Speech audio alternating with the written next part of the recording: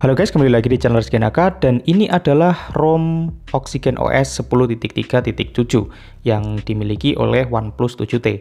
Oh ya, dan di sini saya menggunakan Asus Zenfone Max Pro M1 di RAM 332.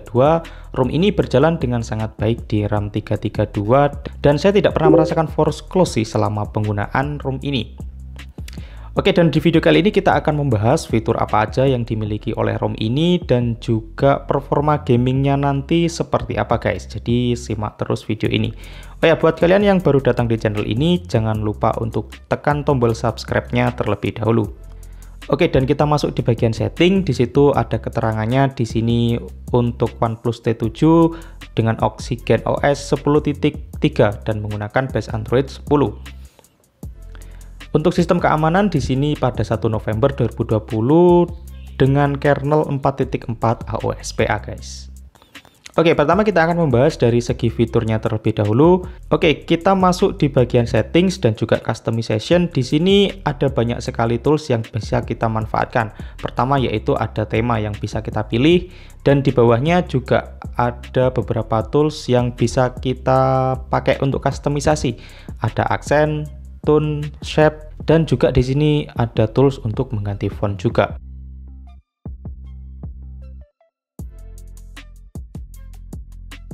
Oke, kemudian kita masuk di bagian display. Di sini juga terdapat beberapa pilihan tools untuk mengcustom HP kita, guys. Oke, untuk fitur selanjutnya yaitu di bagian buttons and gesture. Di sini kita dapat merubah navigasi gestur.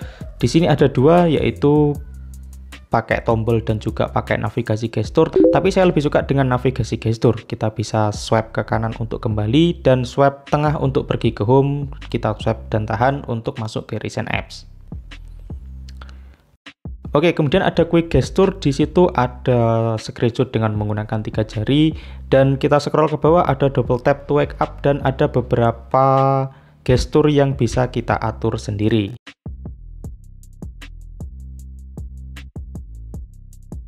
Oke, untuk performa baterai di ROM ini berjalan cukup bagus sekali menurut saya. Saya tidak pernah merasakan kehabisan baterai dalam penggunaan sehari penuh guys, mulai pagi hingga sore dengan penggunaan sosmed dan sesekali bermain games.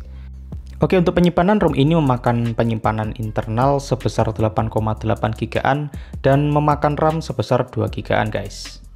Oke, di bagian security fingerprint berjalan dengan cukup baik di ROM ini. Membaca fingerprint saya dengan cukup cepat dan juga akurat. Saya tidak pernah merasakan gagal dalam melakukan fingerprint guys. Oke, dan untuk face unlock berjalan cukup cepat dan juga akurat di ROM ini guys. Oke, selain itu di bagian display depan di sini kita juga bisa menemukan tools untuk melakukan custom tampilan guys. Oke, yang pertama di sini ada wallpapers. Di sini tersedia cukup banyak sekali wallpaper dan cukup bagus-bagus menurut saya. Di sini kita bisa memilih aja sih dengan keinginan kita. Oke, dan selanjutnya ada widget yang cukup banyak juga. Oke, kemudian di situ ada home setting. Di dalamnya terdapat banyak tools untuk melakukan customisasi dan ini lagi-lagi menyesuaikan dari kebutuhan kita aja sih. Oke, pertama kita tes untuk performanya. Di sini saya menggunakan Geekbench 5 mendapatkan skor 268 untuk single core dan 1152 untuk multicore. Oke, di sini saya bermain PUBG pada HP Asus RAM 332 GB dan menggunakan settingan di HD dan frame rate-nya high. Oke, dan selama permainan ini saya menggunakan FPS meter. Di situ teman-teman bisa melihat hasilnya dan untuk angkanya di situ menunjukkan 5859 FPS dan saya tidak pernah mengalami FPS-nya jatuh hingga ke 50 FPS. Dan ini merupakan ROM yang menghasilkan FPS tertinggi dari beberapa ROM yang pernah saya coba. Oke, dan selanjutnya kita tes untuk performa speakernya. Kalau menurut saya performa speakernya sih cukup bagus ya, memiliki power yang cukup tinggi dan bassnya juga terasa. Oke, langsung aja kita dengarkan bareng-bareng untuk performa speakernya itu seperti apa guys.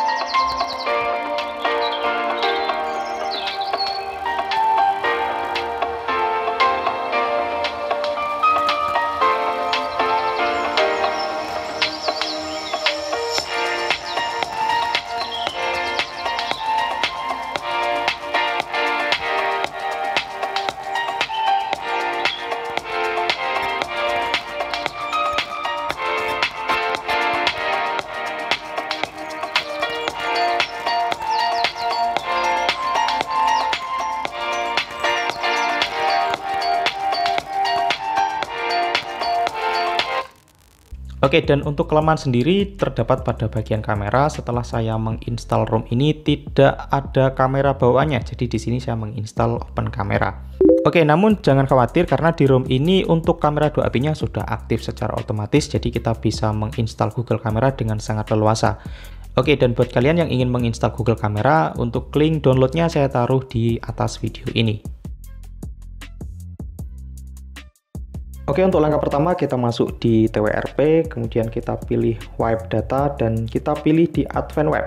Di sini kita pilih untuk Dalvik, Jet System, Vendor dan juga data, kemudian kita swipe untuk proses penghapusan. Oke, kemudian kita masuk ke depan lagi dan kita pilih Install. Di sini kita pilih Select Storage. Di sini teman-teman bisa memilih di mana menyimpan file yang telah di-download tadi. Di sini saya menyimpannya di microSD.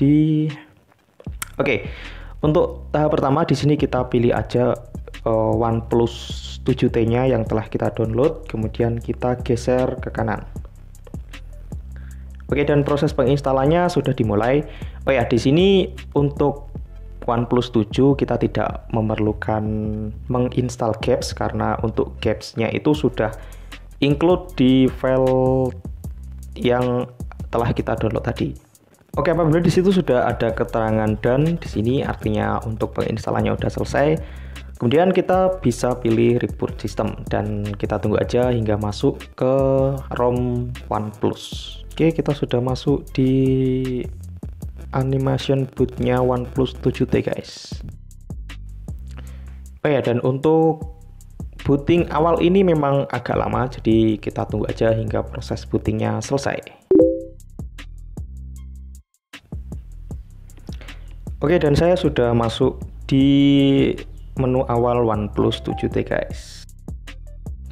Oke, saya kira itu dulu untuk review dan juga cara menginstal ROM OnePlus 7 ini. Dan jangan lupa untuk tekan tombol subscribe dan juga like pada video ini dan share video ini ke sosial media teman-teman. Dan sampai jumpa di video selanjutnya.